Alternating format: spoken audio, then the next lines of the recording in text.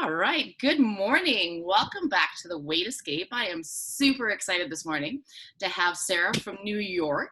Sarah's a little bit different than some of our speakers because she's taken her passion for health and wellness and actually developed a product. And I know some of our other interviews, we've been talking about mindset and we've been talking about the now what's or the aging process or, cleaning out some of our stuff and getting rid of that kind of weight.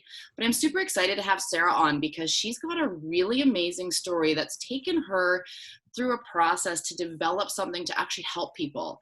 And, for those of us sitting here with COVID that are kind of tired of the same old, we know what we're supposed to do, but we don't really do it, or you're sold out of dumbbells in your area.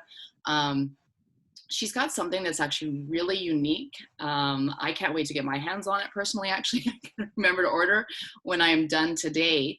But I can't wait to share it with you. So Sarah, I would love it if you could tell us a little bit about who you are and a little bit of the story behind Fit Fighter. Yeah, well, thank you so much for having me on.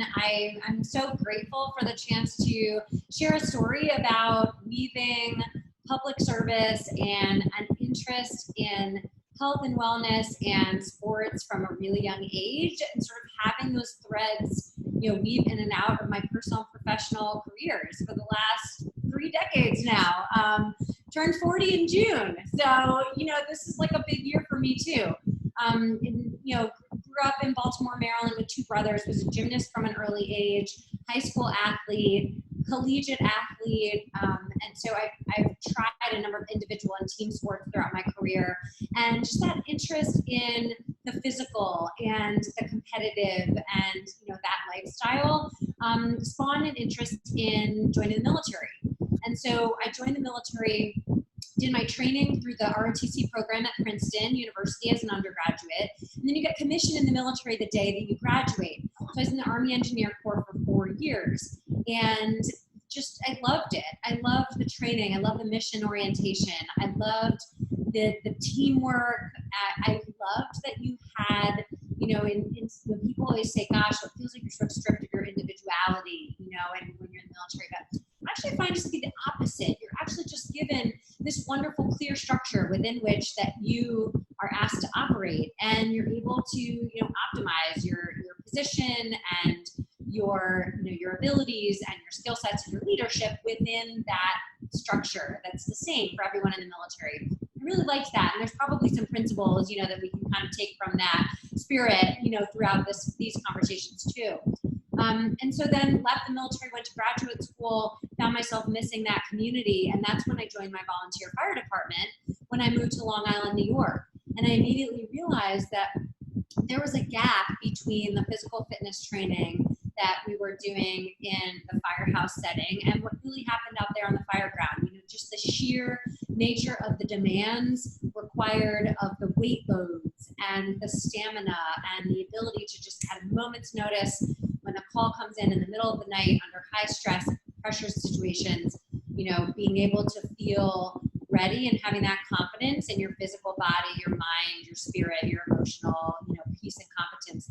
And so that's really the foundation of when Fit Fighter started. So I started to think about what are the programs, the fitness programming and the activities and the awareness and the readiness, that we could use to just better prepare ourselves functionally and physically for those demands on the fire ground, and started to use tools that we had already in the firehouse, like, axes and Halligan tools coming off the trucks, and some of our equipment, some of our, and one of the things that we landed on was the fire hose itself. And fire hose is very unique because it's nylon on the outside, rubber on the inside. We started to fill it with materials that would enable us to mimic some of these activities we were required to do. And especially the activities, that required hose handling itself, resistance behind us under these loads and that core strength and stability that we needed, to perform these activities with confidence. And that's really, so the very first steel hose, as it's now commercially available in the broader fitness community and for your at-home use, for our listeners today, was invented right there in the firehouse and used to train firefighters for the skills they needed. And so, that's sort of the founding story of what's now the steel hose that's available to all of us. It's actually a hose. Your product is actually a hose. It is a fire hose. It's real fire hose filled with real steel. It's a very interesting material, flows like water. It's a steel shot, very, very dense, small steel pellet. And then we sew it on the ends so that it's enclosed. It's a grommet so that you can use it as like with a band, like a resistance band. So that you can also use it as a resistance tool. So you stick that band on your chain link fence or in your basement stairs, and you can do resistance band work with like a weighted handle. So very, very cool piece of equipment. And, obviously, hopefully everyone will go check it out afterwards after we talk. But this, very organically developed to respond to a need that we realized is actually just a need for the same fundamental core strength and stability that all of us need, basic movement, and that's the spirit of FitFighter is that is movement and fundamentals and readiness for our everyday mission. And for our listeners today, for this community, it's that everyday mission that I think ties into this topic so nicely, where, we each have, when we wake up in the morning, we have a set of activities that we need to do throughout the day. Some of those activities are relatively sedentary, like here, talking, doing work at a computer. But still, even in that time, you need to have posture so that we can have strength and feel, so that our minds feel like they're, prepared and the pistons are firing and we're optimizing, our sort of our mental abilities and our thinking. So we want to have good posture and we want to be, preventing injury and, have good back alignment. So that's even in those sedentary moments. And then we've got to go like haul our 2 kids into the car. And so, that's a moment at which you've got 30, 40, 50 pounds. We're hauling kids into car seats. We're grabbing the groceries. We're putting the trunk down. Any one of these movements, right? You hear people all the time that'll be like, oh man, and then I threw my back out, and I was like getting my 9-year-old to like, do whatever and chasing him around the backyard to get him going off to camp. I experience that every morning. I have 2 toddlers at home. And I think about those moments. I'm like, I just want to feel strong. I want to feel stable. I never want to feel like exhausted or like I'm starting to fatigue. At moments, I just want to be like firing my pistons instead. And so, really, I think that's, again, where we kind of tie back to this idea of, when we think about health and wellness, our ideal weight, what we feel is a strong, stable, physical sort of presence for ourselves. All these ideas are tied together, and we start with those same principles. I love that because I know as some of our other interviews, we have people talking a lot more about the emotional or what goes into our bodies. And I love the fact that we're actually talking about how to move our bodies because you're right. Like we all have different demands on life. We all have different things, kids, work, like you say, groceries. Like I think sometimes it's so easy to forget that those simple day-to-day things are all ways that we move our body. And I think, a lot of us get stuck in thinking that it has to be a certain way, or we have to lift really heavy weights, or we have to, go run 5 miles or 5 kilometers, and that's how you get healthy. But the reality is, like you say, it's the simple things. It's starting with a couple basic movements to take care of your posture. Because if your posture feels good, you're going to feel better. So I'd love it if you could kind of, share a little bit about that. Yeah, 100%. To take it a step further, what I always say to people in our, to our clients who join us for our live training and, people that we stay connected with within our community, I'd love to share with our audience here, that community as well, because you can have our equipment and our steel hoses and then join us for live workouts every day on our online training, and just connect with our training pros and really join us, much more than sort of, purchasing our product and loving Fire Hose Fitness.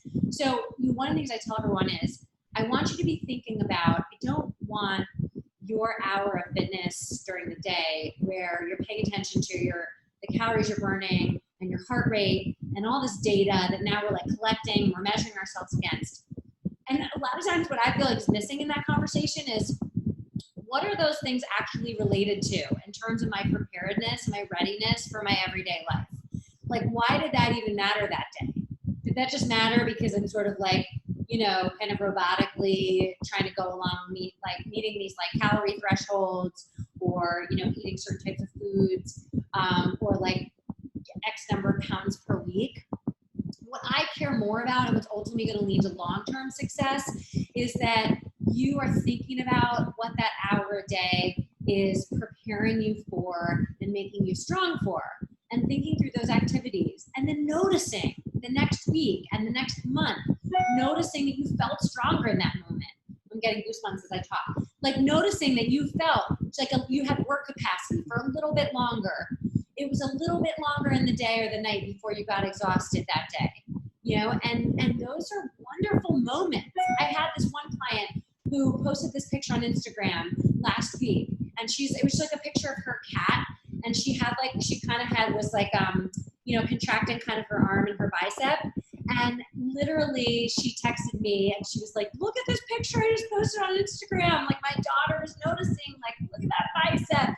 And, it like, for her, she was like having so much fun, feeling so strong, in that moment, just like this sort of happy moment with her pet at home, her family, her stamina. It's just like that. Those are the things she was starting to notice. And, we have to create this connectedness between these ideas about losing weight and about strength training and conditioning our heart and lungs, and knowing why we're doing that. What is that for?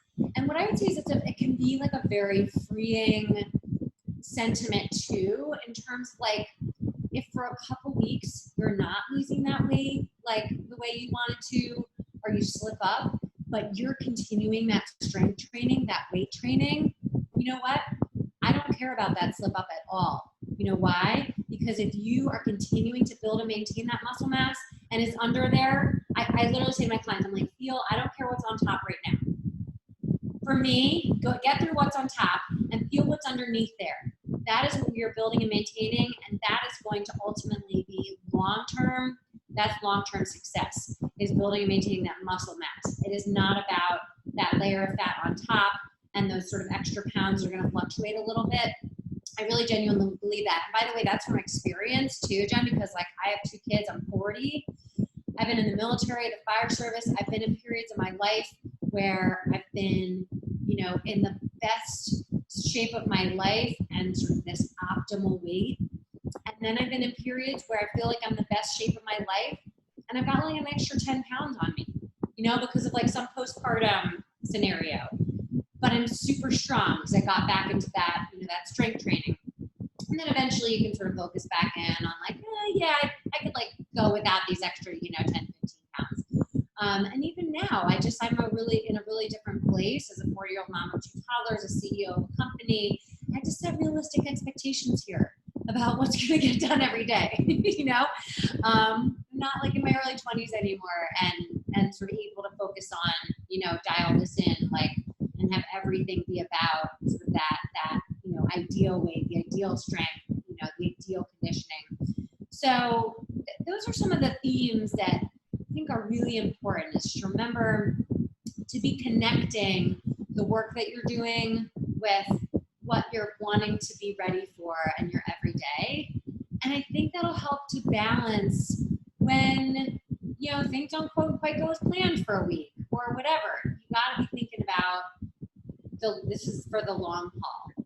And that's critical. And if you're if you're weight training, building that strength, that is going to help you to eventually be successful in the long run with also this nutrition and weight loss journey, and whatever struggles you're having on those fronts too. Well, I love that you said that, because I think our whole theme behind this is actually stopping the self-sabotage and stopping that repetitive cycle of failure. And I think you touched on something so crucial, is that when we stop focusing on those technical numbers of the calories burned and the calories going in and how hard am I working and what am I getting out of it, and I didn't hit my calorie burn today, so it must be a write-off day. But I think, like what you said, is stop focusing on those numbers, but start focusing on, well, what am I doing to help me move in the way that my life has? Like, what are those life goals? And that starts to shift that little silly cycle that we can get caught up in the failure, because if we're missing, or we ate 10 calories too much, or we did this too much, it's so easy to minimize the work that we've done. Whereas, like you said, if you're focused on, okay, like I am getting stronger, there are muscles starting, that really helps the mind and the body start to shift out of that I'm not doing enough, I'm not doing it right. And I love that you pointed on that, because I think that is so crucial. I think sometimes when we go into, okay, I want to improve my health, we focus sometimes on the wrong pieces. And I love that you said that, like those life goals, like how do I do better for my toddlers? How do I do better so that my back doesn't hurt when I go, get groceries at the end of the day? How do I be there for my grandchildren even? Because it's, as we know, it's never too late to start. I know you're talking about moms, but any age is important to move. Yeah, and I think also to kind of pick things that, I think the other thing that helps, like I think about my mom and how she told me, I now have her, I'm very proud, and now she's weight training, and she's 72, and she is, I think about a few years ago, 5-6 years ago, she started to notice things happening that, like, she couldn't get dressed standing up anymore, like put her socks on standing up, like her balance was really low, and she would sort of start to notice these things that she really hadn't noticed before, that it takes a while, like it takes getting sort of into those elderly, those older years, those seasoned years, I should say. And that was the first time for her that I think this started to click, like, wow, that's something I really want to be able to do still. That's something I don't feel like at age 65, should be sort of like I'd be losing. And that's when it started to click for her. And so my message would be like, let's notice those things now. Let's like think about those things that we really want to be able to do. Toss my kids up in the, toss my 4-year-old up into the air is 35 pounds. That's hard. 35 pounds is a lot of weight to like thrust up into the air, and I do a lot of weight training, so I can do that. I'm very proud. It feels great to me that I can still do that for my daughter. That may not be your thing. You may not think that your 4-year-old needs to be tossed up into the air. Like, that's totally cool. But whatever your thing is, maybe you want to, go skiing this winter. Maybe you want to feel like get into the outdoors more. Maybe you want to pick up, biking, like a new skill. And all of these things that require these different levels of balance, stability, muscular strength, power conditioning. And, my partner in Fit Fighter, my director of education, always uses that line, if you have a body, you're an athlete. And I love that line. That never gets old for me, because that's true. We have extraordinary abilities and strengths in our bodies, and our bodies have so much more to give than we ever ask of them. And so my thing is, ask more. Decide what it is that you want to be able to do, and that's a holistic picture. The other interesting thing that comes to mind in this discussion is about, some of the stats early on that I noticed about firefighters and why they were getting injured. So I did a lot of research at the beginning when we started to ask, why does it feel like we're not doing fitness training that is really relevant for the fire ground? And, we would notice as a team that we were struggling with a lot of these skills. And I started doing some research, and what I noticed is that firefighters primarily are injured on the fire ground, not because of what you would think. Like if I were to add, if we could have this back and forth with your audience, and I usually ask people in that kind of setting, like, why do you think firefighters, would be injured on the fire ground? And it's usually like burns, smoke inhalation, right, like falls. That is not the case. The large majority of injuries that firefighters sustain in the fire ground are musculoskeletal injuries, sprains and strains. And so it's not like that's far-fetched. They're in this huge amount of physical demands, but it does say something about the fact that those things are preventable. We can move the needle there, because we can give people strength and stamina and stability, more than they sort of went out of the gate with, and help to move that needle down so that is not the primary reason that people people are getting injured, because that's a needle we can move. We know how. We have all the exercise science. We know the strength and power and conditioning requirements. We know we need to move with weight.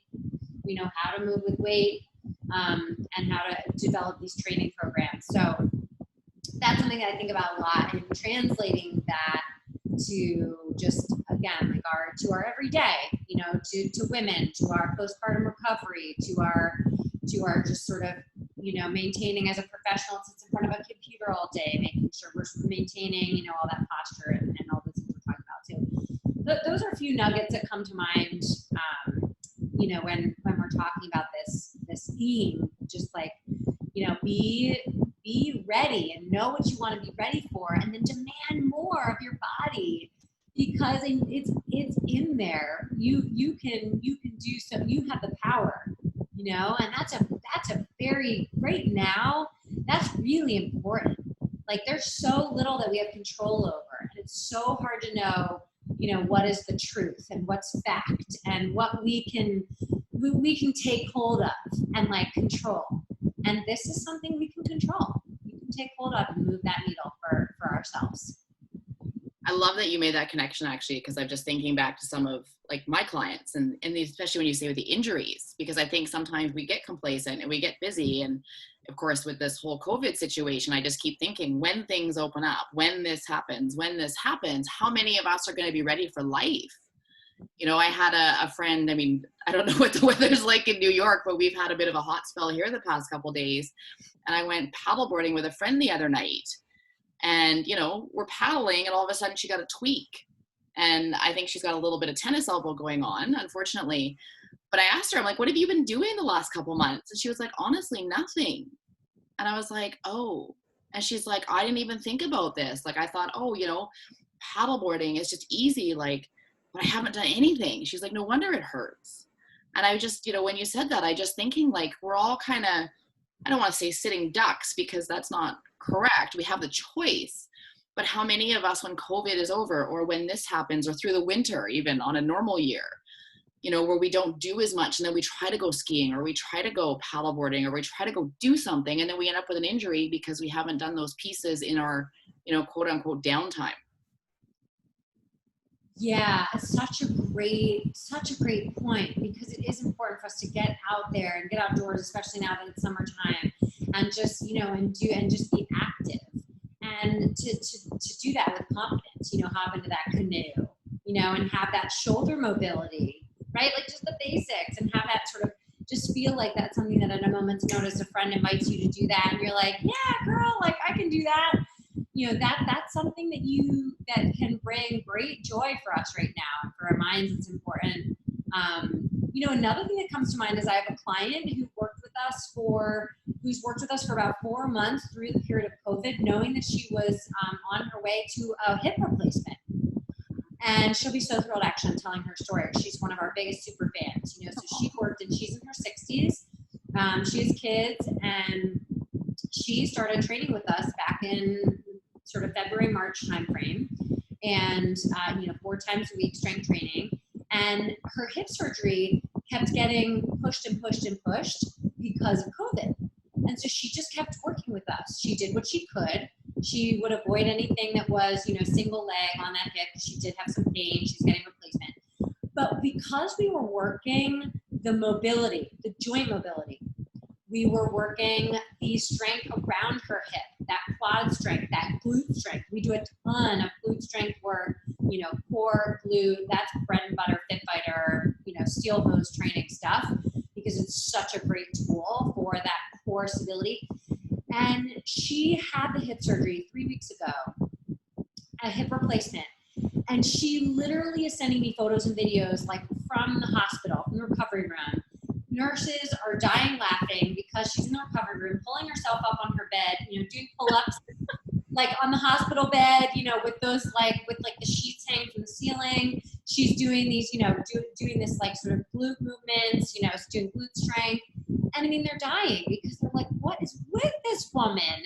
And she was just so pumped that she felt good. She felt like after the surgery, like the rest of her body was prepared to bring it, bring it back. It's going to be recovery.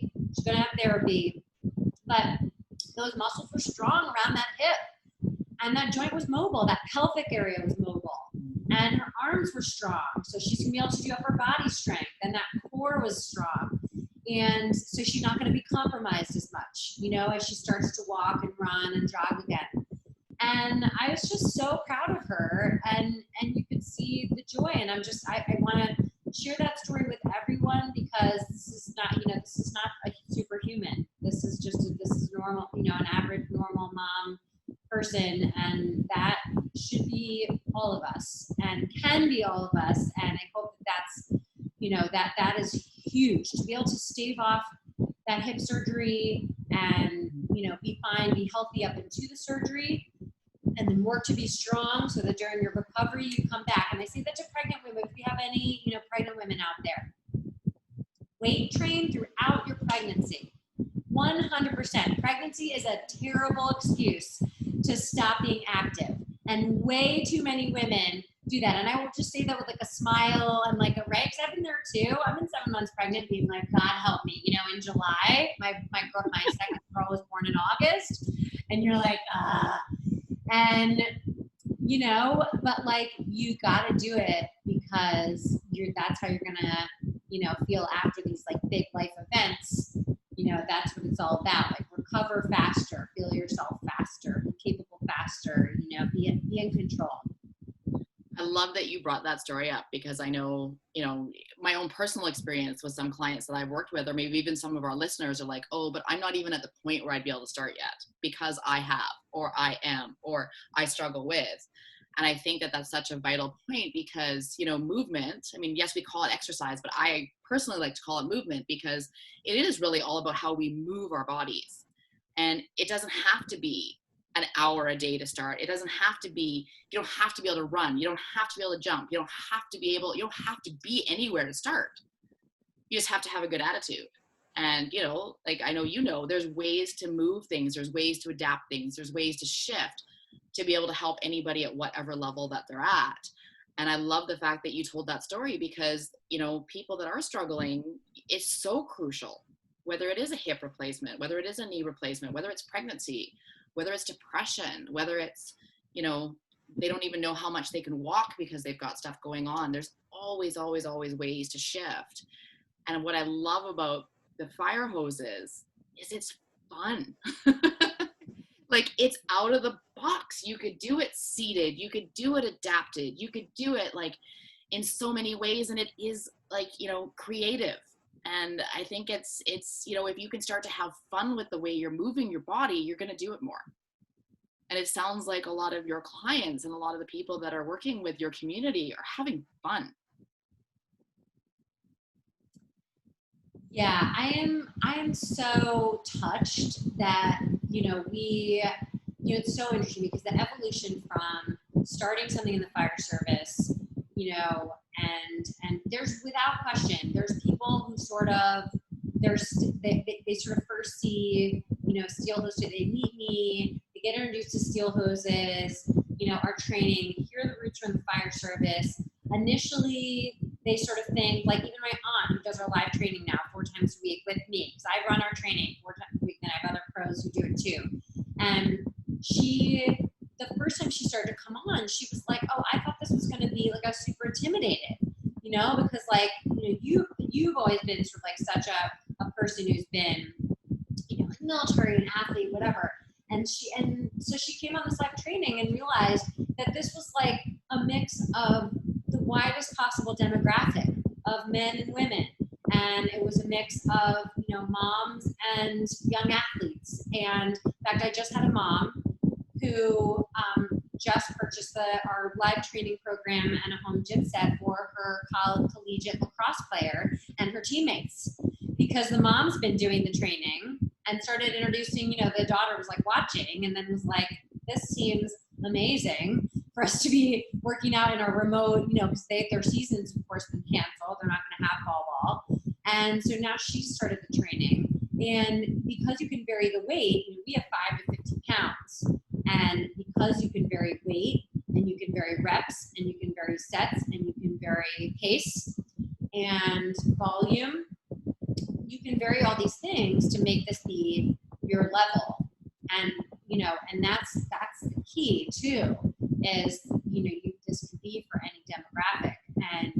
And again, as you just stated, because it's all about movement and about fundamentals, you just vary the criteria of whatever works for you, the weight, the volume, the pace, and then you've got your match. You can do the same type of movements with some different types of progressions, starting simple, getting to complexes, and, you know, with whatever those criteria fit for you, and you're actually doing a very similar workout to someone else.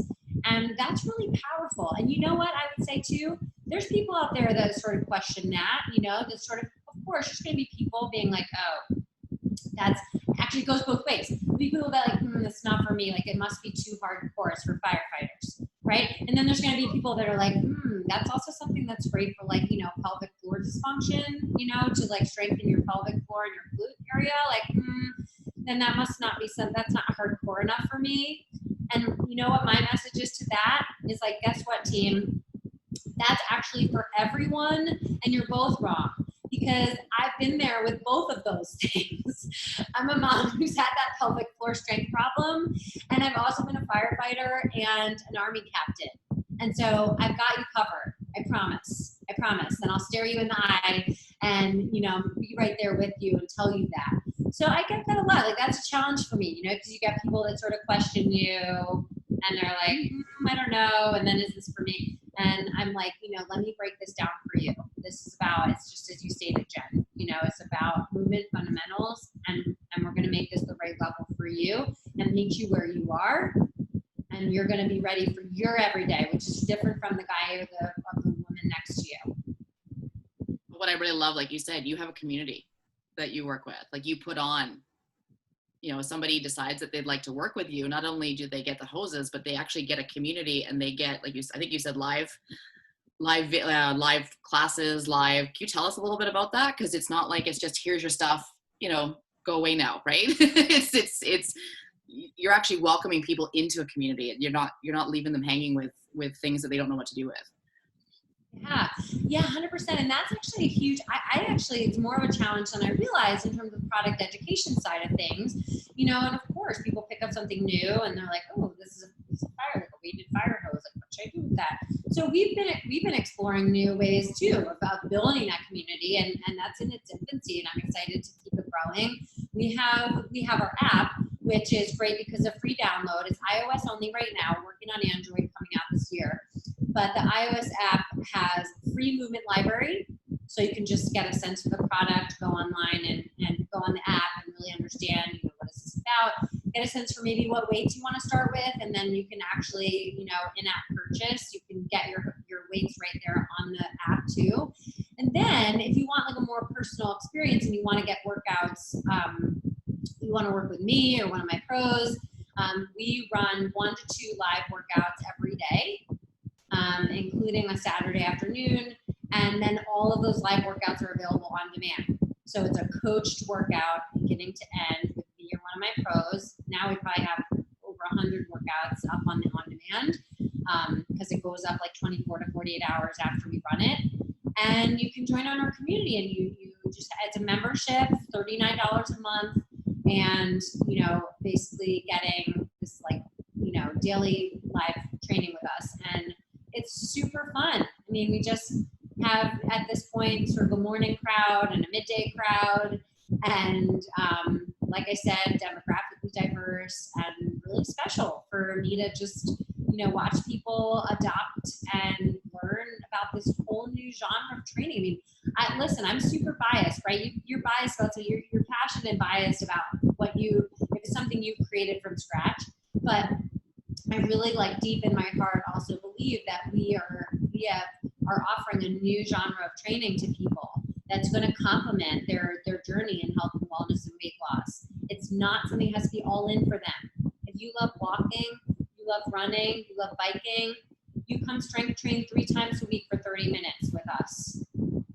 And then you get the activation, joint mobility. We're going to do that at the beginning, flexibility, stretching at the end. Every single workout, that's part of our program. It's made by the best in the business. My training partners are people who the whole strengthening community strength and conditioning community knows. Jason Walsh, Hollywood trainers, well-known, top of the industry. As you know, Todd Durkin, advisor to the company, top of the industry. Amber Gofford is our director of education, top. These people who are developing way more expertise than me when it comes to this.